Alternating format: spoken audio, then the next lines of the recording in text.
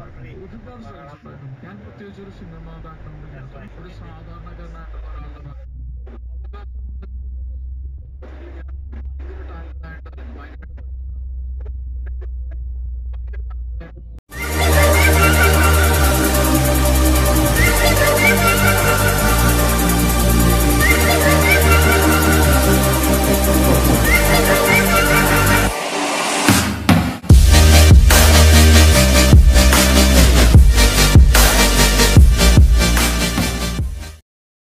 Hello guys, welcome to my YouTube channel. So now, prepare na po kami para duty dun sa Coraya Beach. So tara! So sa ngayon, since wala po yung bus namin, time na tayo dun sa labas, maybe 2 minutes. So pagdating, sasakay na tayo dun. A few inches later. So ito na po yung sasakyan natin papuntang Coraya Beach. So yung bus ng Coraya. Bus ng Coraya Beach. So tara, sakay na tayo. Light it up, light it up, light it up.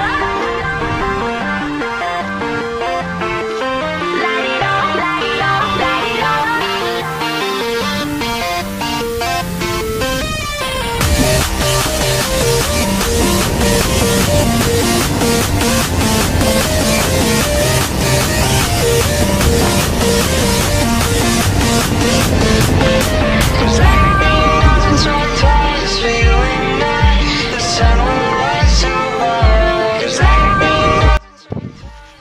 Sa ngayon, nandito po tayo sa Tower 8 area. Bale, ito po yung tower namin.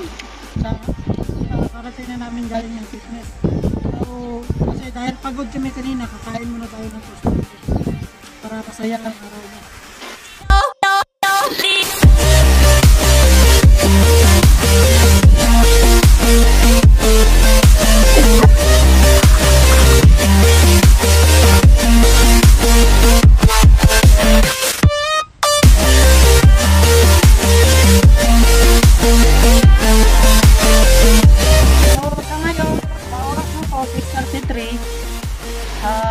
Red flag na po kami. So,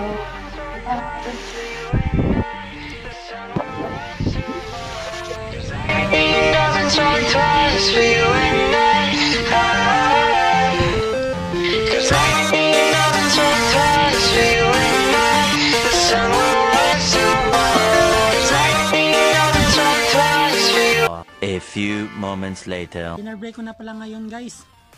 So dapat magpakabusog ako kasi pagod na pagod ako sa duty ko kanina. Sobrang daming customer guys at daming mga bata. Nga pagod na pagod tapos sobrang init pa ngayon kasi summit yung ano namin eh. Sa ngayon may life guard na naka-duty din sa sa tower ko kasi bawal kasi iwan yung tower na walang naka-duty. Safety purposes lang para sa iyo at para sa customer din. Kasi baka kasi may mga mga bata ba tatakbo na lang bigla doon papunta sa dagat. Eh sa mga ganitong season, madami pa naman ang seismic na nagpupunta sa shoreline, baka makagat, problema pa. Sakit sa ulo 'yun. Babalak pala na mag-lifeguard dyan sa Pilipinas sa atin. Dapat careful tayo, hindi tayo masyadong natitingin sa babae dito kasi sobrang strict sila pagdating sa babae. Dapat iwas-iwas din pag may time. Pero hindi naman totally nung iwas talaga yung hindi natitingin. Titingin pa rin. Pero hindi yung titig.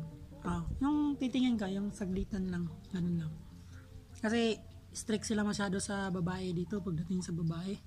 Magagalit sila. Pero lang pag magaling kang mag-explain. Na dito hinasabihan nila na ba't ka tumitingin sa sa babae dito, ganyan. Pihanon lang, hindi ako nagpunta dito para sa para sa babae kasi madaming babae sa Pilipinas. Pinupunta natin dito trabaho para maka-earn ng money para sa pamilya mo, mga ganun lang na para nila. Yan sa Tagalog masabtan.